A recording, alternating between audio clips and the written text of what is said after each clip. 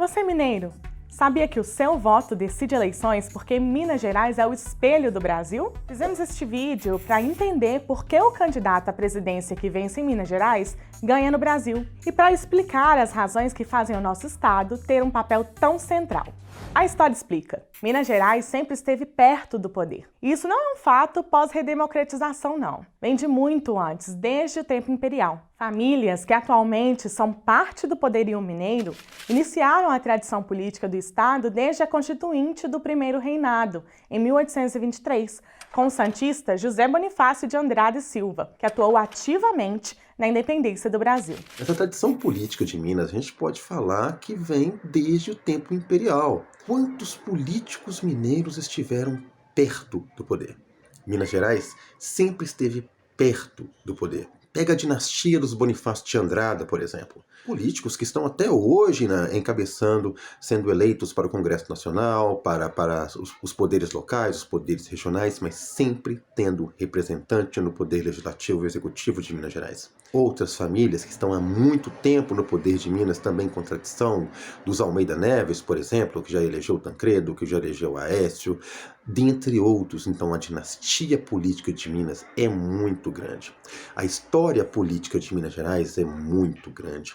O poder da oligarquia mineira é muito grande. Outro fato histórico que retrata bem o poder que Minas Gerais tem na eleição presidencial nos faz voltar à década de 1930, quando Getúlio Vargas, gaúcho, foi eleito presidente do Brasil. Vargas acabou com a política do café com leite, um acordo firmado entre as oligarquias de Minas Gerais e São Paulo, que acontecia desde 1898. Essa política tinha o objetivo de alternar o poder federal entre esses dois estados.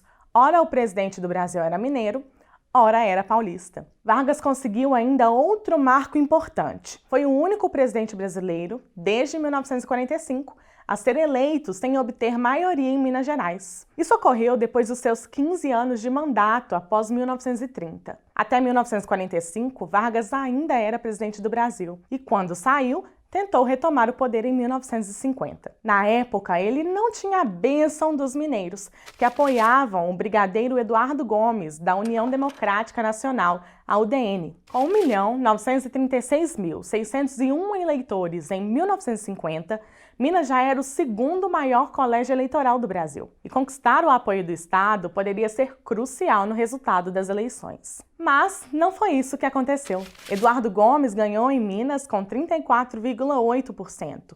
Mas Vargas ganhou no Brasil, conquistando 48% dos votos válidos. É por isso que a história das eleições traz somente Getúlio Vargas nos anos 50, na eleição de 1950, que não venceu em Minas e conseguiu vencer as eleições. Era uma eleição conturbada, de um governo pós-Dutra, que foi muito complexo, de um período de ditadura do Vargas. Minas Gerais com uma tradição política muito conservadora, apoiando o candidato da UDN, Eduardo Gomes. Aos primeiros anos da República Velha, na política do café com leite, alternância no poder entre as oligarquias de Minas e São Paulo, essa aliança que sempre a oligarquia estaria apoiando o candidato da outra para manter-se no poder. Mas e hoje? Há algum fato que explique esse poder decisório de Minas Gerais? Assim, o eleitorado mineiro é um dos maiores do Brasil. Isso se explica também pela extensão territorial do estado. Sabia que temos aproximadamente o tamanho da França? E justamente por esse motivo, há uma diversidade em termos culturais, políticos,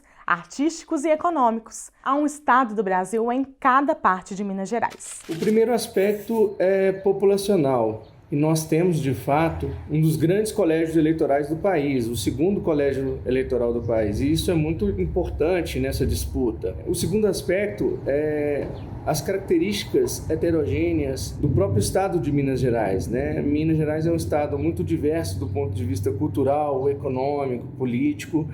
E nós podemos dizer que existem várias Minas Gerais. Nós temos a Minas Gerais paulista, a Minas Gerais carioca, a Minas Gerais goiana, a Minas Gerais nordestina, a Minas Gerais central. Vencer em Minas significa uma grande possibilidade de vencer em outras partes do país e angariar a vitória no pleito eleitoral como um todo. E para finalizar, propõe um desafio. Pós-ditadura militar, quantos presidentes mineiros nós tivemos no Brasil? Você se lembra? Assim como na política do café com leite, lá em 1898, a maioria dos presidentes brasileiros vão se alternando entre Minas Gerais e São Paulo, mostrando que os fatos não mudaram tanto assim. Se contarmos Tancredo Neves, Minas Gerais elegeu 3 presidentes desde a nova república. Por isso, vencer em Minas é quase certo vencer no Brasil. A política de Minas é tão forte que se a gente pegar todos os presidentes pós-Vargas, pós-era ditatorial,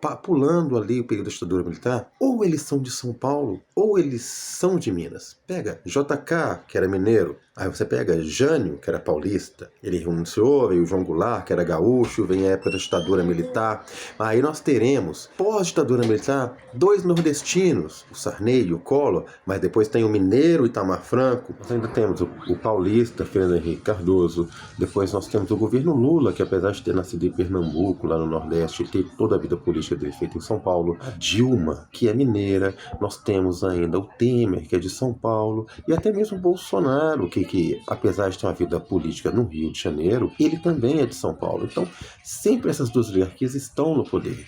Sempre Minas Gerais está perto do poder. No Pra Entender, nós aprofundamos os assuntos relevantes para o seu dia a dia com uma linguagem mais didática. Para mais vídeos como este, siga o Estado de Minas nas redes sociais e acesse o nosso canal, em m.com.br/praentender.